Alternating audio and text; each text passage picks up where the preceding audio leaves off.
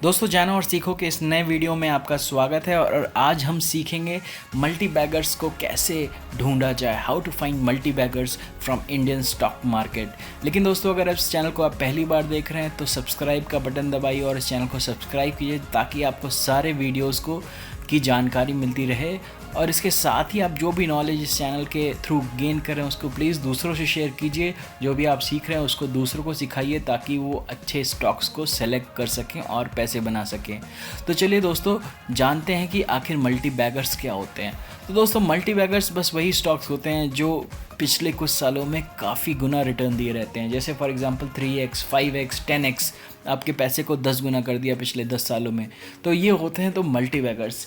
लेकिन दोस्तों, आपको एक चीज़ मैं बताना चाहूँगा यहाँ पे कि मल्टी बैगर्स जो होते हैं वो एक दिन में नहीं बनते। मल्टी बैगर स्टॉक आखिर कौन से स्टॉक होते हैं, उसमें क्या अलग रहता है?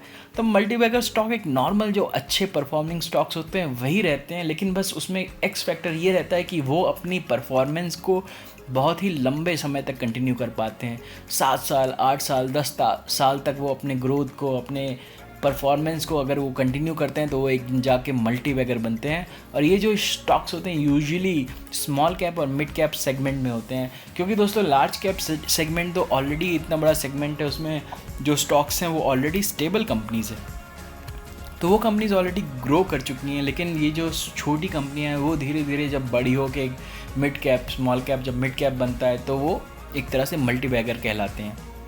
लेकिन दोस्तों, उसके पहले मैं आपको एक यहाँ पे वार्निंग देना चाहता हूँ कि काफ़ी लोग आजकल YouTube पे वीडियोस डाल रहे हैं कि ये स्टॉक मल्टी बैगर है, वो स्टॉक मल्टी बैगर है। काफ़ी ब्लॉग्स पे लोग लिख रहे हैं कि by this will be future multi bagger. तो ऐसे सारे मल्टी बैगर्स टिप्स से सावधान रहिए। अपनी रिसर्च खुद कीजिए।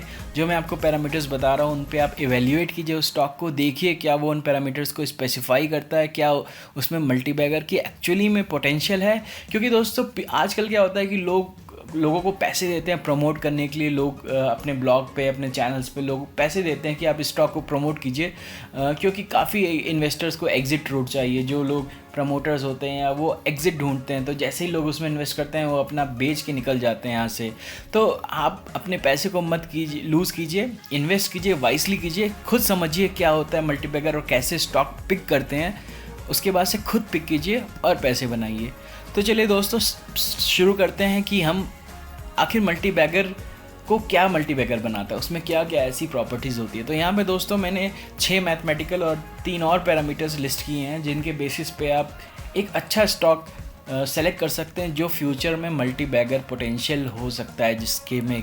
तो सबसे पहला पैरामीटर है दोस्तों इंक्रीजिंग EPS, दूसरा पैरामीटर है इंक्रीजिंग नेट सेल्स, तीसरा पैरामीटर है high ROIC, return on invested capital, चौथा पैरामीटर है net operating cash flow should be positive, पांचवा पैरामीटर है कि बुक वैल्यू पर share should be growing at 12 to 15%, छठा पैरामीटर है कि स्टेबल और एक्सपेंडिंग मार्जिन्स, सातवां पैरामीटर है कॉम्पिटिटिव मोड, आठवां पैरामीटर है डिक्रीजिंग और लो डेप्ट, और नौवां पैरामीटर है प्रमोटर क्वालिटी।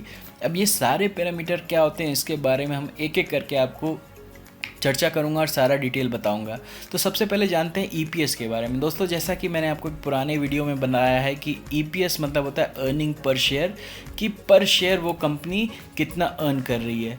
तो बेसिकली अगर अच्छा EPS है किसी कंपनी का 15 to 20% साल दर साल ग्रो कर रहा है या कंपाउंड रेट पे 20% EPS ग्रो कर रहा है, इसका मतलब है कि वो कंपनी हर शेयर होल्डर एक शेयर के ऊपर 20% का प्रॉफिट ईयर ऑन ईयर करिए। तो वो काफ़ी अच्छा होता है कि आप शेयर होल्डर के पैसे या शेयर होल्डर के शेयर के ऊपर इतना ग्रोथ ला रहे हैं। तो दोस्तों, ये एक बहुत इंपॉर्टेंट पैरामीटर होता है। EPS कंपनी का, मल्टी बैगर्स कंपनी का, अच्छी कंपनीज का इंक्रीज़ होता है क्वार्टर ऑन क्वार्टर भी, और ईयर ऑन ईयर तो स्पेशली इंक्रीज़ होना चाहिए।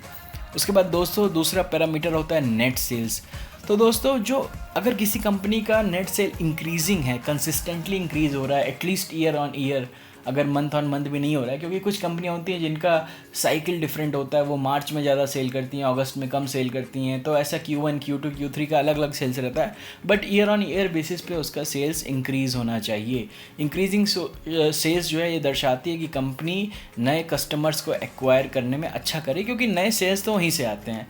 और अगर सेल्स ज़्यादा होंगे तो समझ जाइए कि प्रॉफिट भी ज़्यादा होंगे और इसीलिए कंसिस्टेंटली जो सेल्स होता है उस कंपनी का इंक्रीज़ होना चाहिए। तो आप स्क्रीनर पे जाइए, किसी भी उनके क्वार्टरली और ईयरली पे screener.in, मनी कंट्रोल, कई जगह आप देख सकते हैं, उसके सेल्स को इंक्रीज़ होना चाहिए। उसके बाद दोस्तों एक इम्पॉर्टेंट पैरामीटर है, उसका ROIC हाई होना चाहिए। अब जानते हैं कि ये ROIC क्या होता है। ROIC मतलब होता है रिटर्न ऑन इन्वेस्टेड कैपिटल, जो कि मैंने लिखा है कि ऑलमोस्ट 15% के ऊपर होना चाहिए कंपाउंडेड बेसिस पे।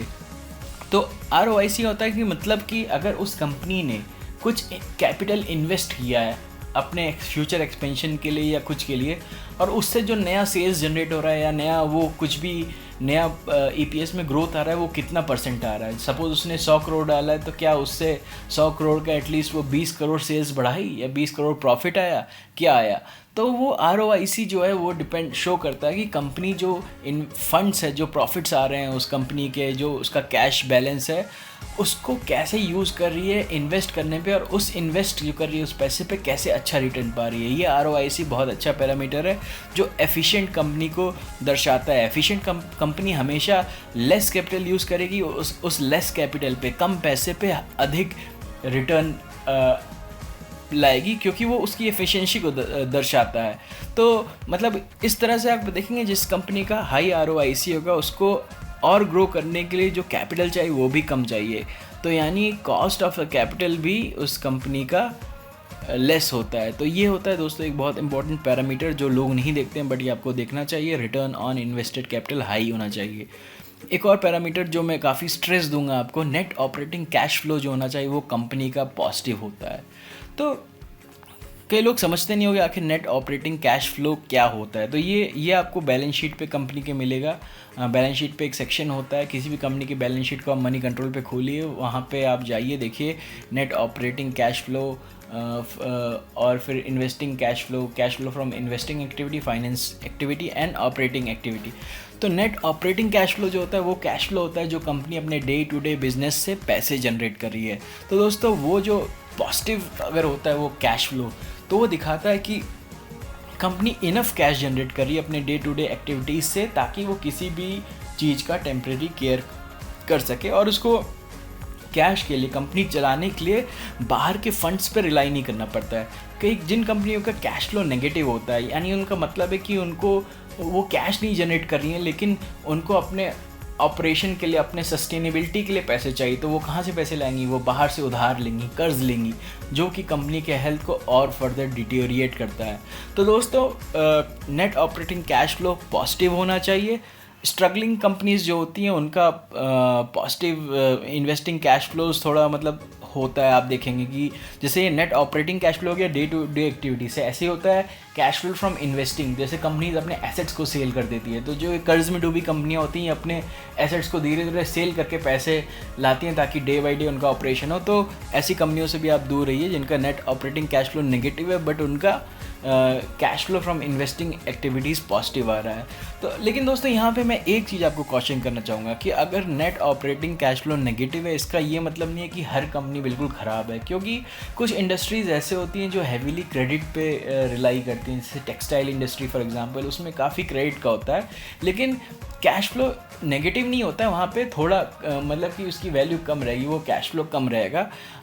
कुछ ये भी केसेस होते हैं जैसे कि टर्न अराउंड कंपनीज है जो घाटे से मुनाफे में आ रही हैं। जैसे कि फॉर एग्जांपल के तौर पे आप ले लीजिए सुज़लॉन एनर्जी, जो टर्न अराउंड स्टोरी है, एक लॉस से प्रॉफिट में आ रही है। उसका भी शुरू में कैश फ्लो नेगेटिव था, बट अब धीरे धीरे वो पॉजिटिव की ओर आ रहा है। तो ये भी आप पैरामीटर देखिएगा कि अगर वो टर्न अराउंड कंपनी, तो हो सकता है कि उसका net operating cash flow negative है, लेकिन इसका मतलब वो नहीं कि वो फ्यूचर में मल्टीबैगर नहीं बन सकती है। तो एक रिलेटिव चीज़ है, इसमें आपको दो चीज़ों का ध्यान रखना पड़ेगा। इसके साथ ही एक और पैरामीटर जिस पे मैं काफ़ी स्ट्रेस करता हूँ कि उसकी जो बुक वैल्यू है पर शेयर वो इंक्रीज़ करनी चाहिए एटलीस्ट 12% से ईयर ऑन ईयर। तो दोस्तों बुक वैल्यू क्या आता है, मतलब कि उस कंपनी के सारे जो एसेट्स हैं, जितना भी उसके पास प्रॉपर्टी या जो भी चीज़ हैं, एसेट्स टेंजिबल और इनटेंजिबल, पेटेंट है, जो भी है, सब मिला के उसकी जो वैल्यू होती है, लाइक रियल स्टेट हो गया, उसको हम बुक वैल्यू करते हैं। तो किसी भी एक पैरामीटर होता है प्राइस टू बुक वैल्यू, तो उस पैरामीटर को काफ़ी यूज़ किया जाता है। कोई अपनी कंपनी अपने बुक वैल्यू से अपना जो उसका एक्चुअल वैल्यू, क्योंकि बुक आज उस कंपनी के हर चीज़ को अगर आप जाके नीलाम कर दें, बेच दें, तो पर शेयर जो पैसा मिलेगा उसे कहेंगे बुक वैल्यू। जैसे कि ये गवर्नमेंट कंपनीज़ का आप देखेंगे बुक वैल्यू बहुत हाई रहता है, लेकिन क्या वही एक पैरामीटर है? वो एक पैरामीटर नहीं है, वो भी एक पैरामीटर है। कई कंपनियां अपने बहुत ही high price to book value पे ट्रेड करें, फॉर एग्जांपल 10 टाइम्स अपने प्राइस टू बुक पे ट्रेड करें। ऐसे कंपनी को अवॉइड करना चाहिए, क्योंकि दोस्तों आप देखिए कि अगर कंपनी का दाम बढ़ा और उसकी बुक वैल्यू नहीं बढ़ी, उसका मतलब क्या है? उसका मतलब है कि वो जो भी पैसे कमा रही है, प्रॉफिट कमा रही है, आखिर वो जा कहाँ रहे हैं? वो अपने एसेट्स बेस को नहीं बढ़ा रही है। अगर वो एसेट बेस को भी बढ़ाएगी साथ में सारा ग्रोथ के साथ, तो इसका मतलब होता है वो एक अच्छी कंपनी है, वो इन्वेस्टर के लिए वेल्थ क्रिएट कर रही है, बुक क्रिएट कर रही है। तो कभी भी ऐसे जो हाई बुक वैल्यू कंपनीज़ होती हैं या जिनकी बुक वैल्यू कंसिस्टेंटली इंक्रीज़ हो रहे हैं, तो वो जब भी उनका डीमर्जर होता है या कोई एसेट सेल होता है, तो इन सब से इन्वेस्टर को काफ़ी फ़ायदा मिलता है। इसीलिए जो बुक वैल्यू है ये भी ग्रो करनी चाहिए, भले ही ये कंपनी के ईपीएस की तरह नो ग्रो करे, लेकिन ये स्टैगनेंट ना रहे। मतलब ये this should also grow at least. उसके अलावा एक और जो इम्पॉर्टेंट फैक्टर होता है वो होता है ग्रोइंग और स्टेबल मार्जिन्स। तो मार्जिन्स मतलब सिंपल शब्दों में बोलें कि जो उतना सेल कर रही है, जितना वो प्रॉफिट कर रही है, उसका कितना परसेंट उसका नेट प्रॉफिट है। मतलब जितना वो सेल कर रही है उसका कितना परसेंट वो प्रॉफिट में कन्वर्ट कर पा रही है। तो किसी भी कंपनी का जो मार्जिन होना है वो स्टेबल होना चाहिए, क्योंकि जो इंक्रीजिंग नेट प्रॉफिट मार्जिन या ऑपरेटिंग प्रॉफिट मार्जिन होता है वो अच्छा साइन होता है। जो मल्टीबैगर्स क्या होता है ना, यूजुअली आप देखेंगे ऐसे स्टॉक्स होते हैं पहले कम एफिशिएंट होते हैं, तो उनका से सेल्स 100 का हो रहा है लेकिन उसका बस 6 रुपये वो प्रॉफिट में कन्वर्ट कर पा रहे हैं, लेकिन धीरे धीरे वो उसको 6 से 7 करते हैं, फिर 100 का 8 रुपये कन्वर्ट करते हैं प्रॉफिट में, 100 का 10 करते हैं। तो ये होता है धीरे धीरे मार्जिन इंक्रीज़ करना होता है और एक्सपैंड करना कह लीजिए इसको, आप कहते हैं मार्जिन एक्सपैंड हो रहा है। तो अब ये मार्जिन्स थोड़ा यहाँ पे थोड़ा ट्रिकी हो जाता है, क्योंकि मार्जिन्स हर सेक्टर का अलग अलग होता है। आप देखेंगे आईटी सेक्टर का हाई मार्जिन है, आप देखेंगे लिकर इंडस्ट्री है उसका मार्जिन थोड़ा कम है, और ऐसे ही डिफरेंट सेक्टर्स जो हैं उसका मार्जिन, बैंकिंग और फाइनेंस का या एनबीएफसीज का मार्जिन बहुत हाई होता है। कोई आपकी हाउसिंग कंपनी उसका अप टू 60% मार्जिन हो जाता है, लेकिन कोई टेक्सटाइल कंपनी उसका 5 to 10% मार्जिन रहेगा। तो ये सेक्टर से आप कंपेयर करेंगे। ऐसा नहीं कि आप एक स्टील की कंपनी उठा लिया और एक टेक्सटाइल की कंपनी उठा लिया और एक बैंक उठा लिया और उसका मार्जिन कंपेयर करने लगे। आप देखिए बस उस सेक्टर के रिलेटिव में उसका मार्जिन क्या सेक्टर मार्जिन से ज़्यादा है, कम है, और इंक्रीज़ कर रहा है कि नहीं कर रहा है। तो वो ग्रोथ भी सेक्टर से अच्छी आनी चाहिए। तो बेसिकली मार्जिन इंडिकेट करता है कि कितना एफिशिएंट है वो बिज़नेस, कि कम सेल में भी वो ज़्यादा उससे प्रॉफिट निकाल रहा है, कितना वो कैश जनरेट होता है। कि कल मान लीजिए अगर वो सेल डबल हो जाएगा तो उसकी हाई मार्जिन तो समझ जाए प्रॉफिट भी और अच्छा डबल से ऊपर प्रॉफिट होगा। तो दोस्तों ये तो था मैथमेटिकल पैरामीटर्स जिनके ऊपर आप इनको टेस्ट कर सकते हैं। सारे पैरामीटर्स आपको मनी कंट्रोल पे, screener.in पे कई जगह मिल जाएंगे, और मैं नेक्स्ट वीडियो में इसको आपको एक स्क्रीनर बना के भी दिखाऊंगा कैसे आप इसको फ़िल्टर कर सकते हैं। और आप देखेंगे कि जितने भी मल्टीबैगर्स हुए पास्ट के वो सारे इस स्क्रीनर पे खड़े उतरते हैं। और उसके अलावा कुछ और फैक्टर्स हैं जो भी बहुत इंपॉर्टेंट हैं, जो भी मैटर करते हैं। तो उसमें से एक फैक्टर है कॉम्पिटिटिव मोट होना। आप पूछेंगे कॉम्पिटिटिव मोट क्या होता है? तो ये जो मोट है, मोट एक टर्म है, इसको कॉइन किया था वॉरेन बफे ने, जो दुनिया के बहुत ही जाने माने इन्वेस्टर हैं। तो मोट रिप्रेजेंट करता है कि उस कंपनी का एक कॉम्पिटिटिव एज, मतलब उस कंपनी में क्या ऐसा है जो उसको बाकी सारी कंपनियों से अलग करता है। तो मोट से क्या होता है, अगर किसी कंपनी में बहुत अच्छा है तो वो कंपटीशन प्रिवेंट करेगा और इस कंपनी का सेल्स और ग्रोथ बढ़ाता रहेगा, भले ही 10 और प्लेयर आ जाए उस कंपनी में। अब आप मिसाल के तौर पर उठा लीजिए मैगी।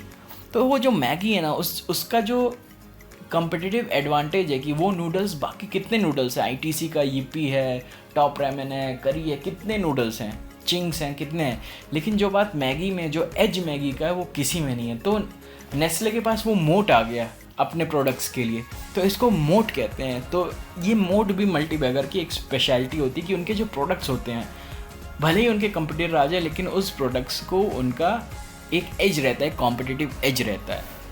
दोस्तों एक बहुत ही इम्पोर्टेंट फैक्टर है कि उस कंपनी का डेप्ट जो हो वो डिक्रीजिंग हो या बहुत ही लो हो। दोस्तों डेप्ट, जो हाई डेप्ट होता है वो एक पॉइजन होता है, क्योंकि आप कर्ज लेते हैं ना, तो आपको उस कर्ज पे इंटरेस्ट देना पड़ता है। आप देखेंगे कि कोई आपको फ्री में कर्ज नहीं देगा, पर्सनल लोन लेंगे आपको 14% देगा। तो ये जो इंटरेस्ट होता है वो सीधे आपकी प्रॉफिटेबिलिटी पे असर डालता है। अगर आप प्रॉफिट बिफोर अपने सेल से, सपोज़ आपने 100 रुपये का सेल किया, आपने 60-40 रुपये का प्रॉफिट कमाया, लेकिन आपका अगर 20 रुपये इंटरेस्ट चला गया तो आपका सीधे प्रॉफिट हाफ हो जाता है। तो दोस्तों ये जो हाई डेप्ट वाली कंपनीज है इनसे बिल्कुल दूर रहिए। डेप्ट कंपनीज़ का रीज़नेबल होना चाहिए पहली बात तो, ये नहीं कि जैसे जेपी एसोसिएट या GMR इंफ्रा के 24 करोड़, रिलायंस के 40 करोड़ डेप्ट हैं, ऐसी कंपनियों से बिल्कुल दूर रहिए। डेप्ट रीज़नेबल होना चाहिए, मतलब उसका मार्केट कैप अगर 300 करोड़ का है तो चलिए मान लीजिए 50 करोड़ का डेप्ट है तो समझ में आता है। तो एक रीज़नेबल डेप्ट है, और वो डेप्ट भी टाइम के साथ डिक्रीज़ होना चाहिए। ये नहीं कि कंपनी बहुत हाई डेप्ट पे डेप्ट ले जा रही है ग्रो करने के लिए भी, तो वो भी गलत है। और आखिरी में एक जो आता है जो पैरामीटर है वो है प्रमोटर क्वालिटी। तो दोस्तों प्रमोटर ही कंपनी का कह लीजिए एक तरह से ओनर है। प्रमोटर अगर अच्छा है तो वो अपने इन्वेस्टर्स का ख्याल रखेगा, अगर प्रमोटर अच्छा नहीं है तो वो बस कंपनी में हेरा फेरी करेगा, इधर का पैसा उधर करेगा। तो जो भी आप कंपनी सेलेक्ट कीजिए, आप उसके प्रमोटर्स को जानिए, उसका बैकग्राउंड जानिए, वो और किस कंपनी के बोर्ड पे बैठते हैं, किसके डायरेक्टर्स हैं, उनकी पास हिस्ट्री जानिए, कैसे उन्होंने कंपनी को चलाया है। आप हिस्ट्री देखिए कि उन्होंने कंपनी के स्टॉक्स पे कितना डिविडेंड देते हैं या कितना वो उस पर बोनस दिया है, क्या राइट्स लाए हैं, क्या उन्होंने। ये सब कुछ पैरामीटर्स है जो आप जानेंगे तो आपको प्रमोटर की क्वालिटी के बारे में पता चलेगा। तो दोस्तों ये तो थे सारे पैरामीटर्स जिनको मैं देखता हूँ किसी भी मल्टी बैगर स्टॉक या किसी भी अच्छे स्टॉक को आपके लिए सेलेक्ट करने के लिए। इन सारे पैरामीटर्स को यूज़ करके, स्क्रीन करके आप खुद एक अपना मल्टी बैगर चुन सकते हैं। अगर आपको कोई भी स्टॉक दे कि ये स्टॉक मल्टी बैगर है तो आप उस स्टॉक को सीधे मत खरीदिए, उस स्टॉक पे रिसर्च कीजिए, जो मैंने बताया आप वो सब देखिए, वो पैरामीटर्स पे अगर वो स्टॉक खरा उतरता है तभी आप उस स्टॉक को होल्ड कीजिए या रखिए। और दोस्तों नेक्स्ट वीडियो में आपको मैं ये खुद करके 2-3 ये सारे पैरामीटर्स टेस्ट करके, स्क्रीन करके मैं आपको बताऊंगा कैसे आप स्टॉक्स को सेलेक्ट कर सकते हैं। तो दोस्तों आज की वीडियो में इतना ही, मिलते हैं नेक्स्ट वीडियो में, तब तक के लिए जय हिंद, जय भारत।